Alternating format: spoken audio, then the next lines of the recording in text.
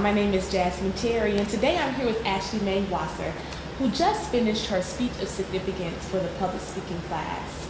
I want to talk a little bit with Ashley to see how did she come about preparing for this speech, and what were some of the things that went into it.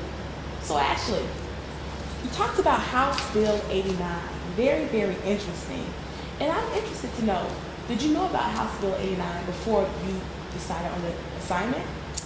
No. No. I did not know about House Bill 89. Okay. Actually, I didn't know about the bill until I started a new internship. And I was doing an internship on an online talk radio show. And one of the things that my very conservative talk show host wanted to talk about that day was this new bill, House Bill 89. Right. And I realized, in hearing him talk about it, that it was an interesting bill. It was something that I thought was really risky for the Georgia legislature to do. Right. So he actually allowed me on air to banter with him, and he was playing the advocate role and I was playing the punk role just for fun. Right. And I realized that I was actually very interested in the bill. So that's how I first came to meet House Bill 89, I guess. How you met House Bill 89. How I met, sounds like a book. It does sound like a book. Now, for our listeners who may not have had a chance to hear your speech, what is House Bill 89? Okay, House Bill 89 is a bill enacted by the Georgia legislature during the 2008 session. And what it does is it extends concealed carry rights. So we think of concealed carry laws. You can carry a firearm on your person, not in plain view, but maybe in a purse if you're a female, or under a coat or jacket or something comparable with that. And basically what the bill does is it just kind of moves concealed carry further into the public sphere. There were certain places where you really couldn't carry. Now you can take your concealed weapon to restaurants in Georgia, to state parks, and also on public transportation systems. Like the MARTA. Like MARTA. MARTA is an excellent example for Atlanta. That's our situation here. So. Right. Now I thought it was interesting for this class. The assignment exactly was to develop a speech of significance. It's my understanding that it's the first of three speeches. The first in a series of three, exactly. Right. So what were the guidelines for the speech of significance assignment? The speech of significance is sort of a unique speech. It's what I would call the teaser in the series. It lays out the foundation of what is House Bill 89 and why the heck should we care in the first place. Those are kind of the two questions that the speech of significance the speech of significance answers. What is the topic and why should we care? Why should we care? Gotcha. It's just that very brief, give us a taste of what this is all about. And really the way that it functions is just to let the audience know, okay, what are we talking about here? And then secondly, why should I be concerned? Why should I be invested in this topic? Why should I be listening in the first place? And in the beginning, how difficult did you perceive the speech of significance to be, especially with the topic that you chose? Right. Yeah. I thought the speech of significance would be the easiest of the series of three speeches, simply because it is just that introduction into the topic. It just is that establishing the foundation of relevance, I guess, in our lives. And for me, as I said, I thought it would be the easiest, but for me it was a challenge, particularly because of the time constraints. The very first few times I was practicing my speech, I was finishing out of 6 minutes. I was way behind the line. The speech is supposed to be a 2 to 4 minute speech. So I was just getting too much information in there. And Dr. Lawrence, the professor overseeing these speeches, just had to give me that feedback. Ashley, cut it down. It needs to be the bare meat of the situation. So that's what I had to do. And speaking of cutting it down, because when I first heard the speech, I thought, wow, she pretty much framed it in a good way. And you narrowed down the speech parameters to the provisions of the House Bill, of House Bill 89. And then you went on to talk about this idea of public safety, the pros and the cons of what people are saying about public safety. And then on this issue of deterring crime. So those were kind of the two main issues that were going on with House Bill 89. Were there any other issues that needed to be addressed that you decided maybe I should cut down on, or what else did you have to choose from? Well, I won't spoil the surprise, but a lot of other issues come up in the other speeches. I think just for this particular speech, I had to pick the two things that were the most hard-hitting. Public safety, something we all care about. We're not hermits in our society today. We go outside of our homes, we go shopping, we go to dinner with our families, we play with our dogs outside. House Bill 89 was relevant to public safety. Secondly, crime.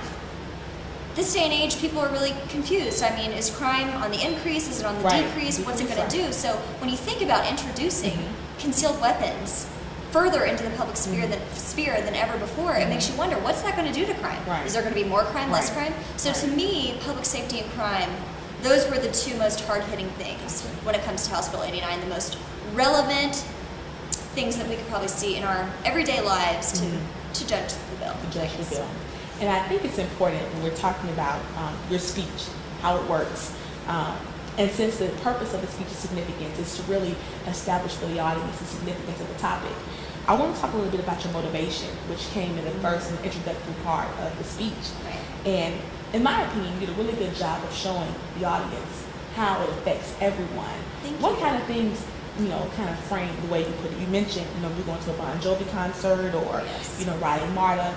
How did you really find your voice and making it, hit home to the audience? Well, in my outline, I think the part that I actually used when I actually gave the speech was I talked about riding MARTA like to the library, or to a concert, or really to anywhere. It doesn't matter where you take MARTA to. We all know. I mean, have you read MARTA? Right. How many places does MARTA stop? It stops everywhere. That's the point of MARTA. Right.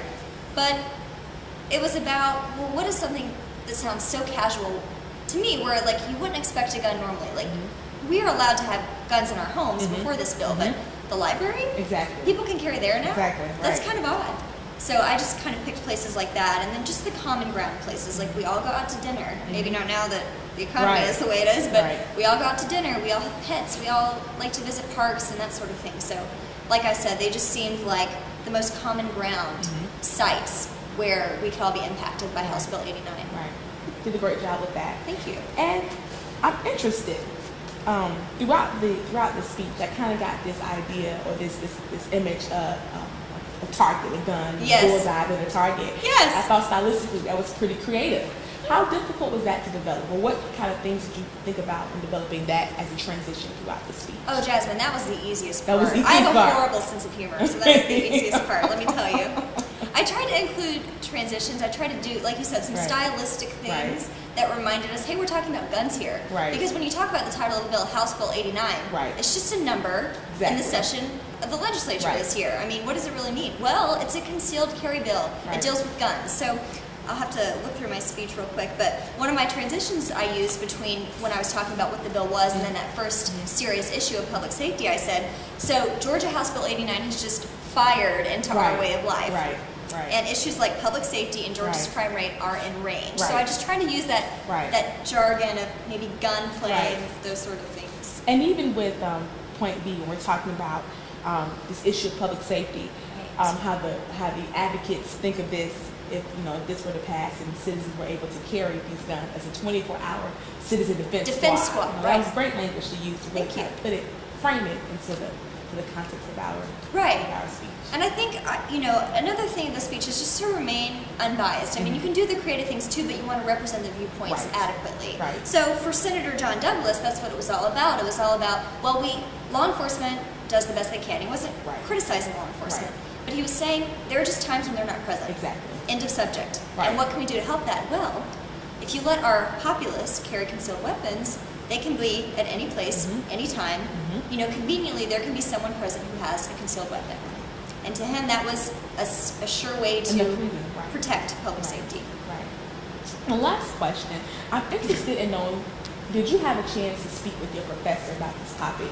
And what was the role that the professor played in helping you shape your ideas? I learned immediately that it is imperative that the professor has a consistent role throughout the process. Because from stage one, when I was discussing my idea, I was like, I want to do House Bill 89. And Dr. Lawrence was like, great, well, what do you want to say about House Bill 89? Because my particular situation was this bill's already been passed. So I had a different situation. So I needed his help with that.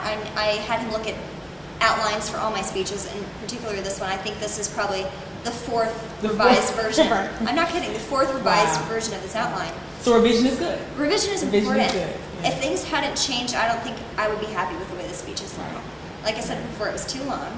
I was getting caught up on things, and as time went on and I was getting more familiar with the material, I could add those stylistic things. And I think that really was able to bring it to life a little more, because it can seem a little dry. I mean, we're talking about very serious issues here. I was trying to spice it up any way that I could see fit.